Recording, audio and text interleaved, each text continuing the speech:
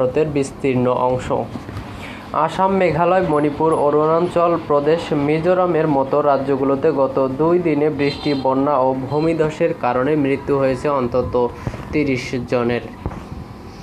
মৃতের সংখ্যা আরও বাড়তে পারে বলে আশঙ্কা করা হচ্ছে। রোববার 1 জুন এক প্রতিবেদনে এই তথ্য জানিয়েছে ভারতীয় সংবাদ মাধ্যম এনডিটিভি।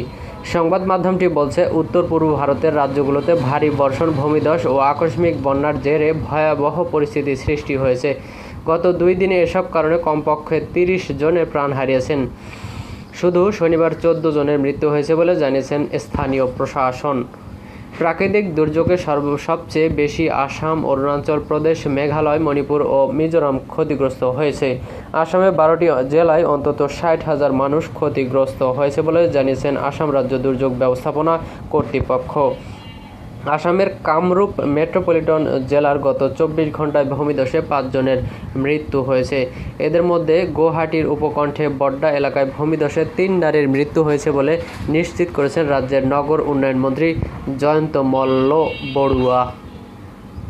অন্যদিকে অরুণাচল প্রদেশে ভূমিধস ও হঠাৎ বন্যায় 9 জনের মৃত্যু হয়েছে। সবচেয়ে মর্মান্তিক ঘটনা ঘটেছে ইস্ট কামেং জেলায়, যেখানে 2 পরিবারের 7 সদস্য একসঙ্গে প্রাণ হারিয়েছেন। প্রবল ভূমিধসের সময় তাদের গাড়িটি রাস্তা থেকে ছিটকে পড়ে এবং পানির তোড়ে ভেসে যায়।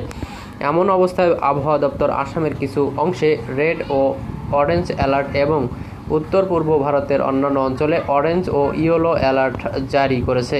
এতে আরও ভূমিধস ও বন্যার আশঙ্কা তৈরি হয়েছে। এদিকে আসামের গৌহাটিতে 67 বছরের মধ্যে সর্বোচ্চ বৃষ্টিপাত হয়েছে গত শুক্রবার। সেদিন সেখানে 111 মিলিমিটার বৃষ্টি রেকর্ড করা হয়েছে। এতে শহরের একাধিক এলাকা প্লাবিত হয়ে পড়ে।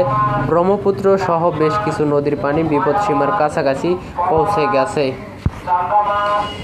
এছাড়াও শনিবার রাতে সিকিমেও মেঘভাঙা বৃষ্টি হয়েছে। দুর্যোগের কারণে উত্তর সিকিমে পর্যটকদের যাওয়ার অনুমতি দেওয়া হচ্ছে না। বিপজ্জনকভাবে বেড়ে গেছে তিস্তার পানি। লাচুং এবং লাচেনের সঙ্গে যোগাযোগ সম্পূর্ণ বিচ্ছিন্ন।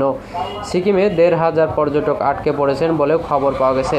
স্থানীয় পুলিশ এবং বিপর্যয় মোকাবিলা বাহিনী উদ্ধার কাজ চালাচ্ছে।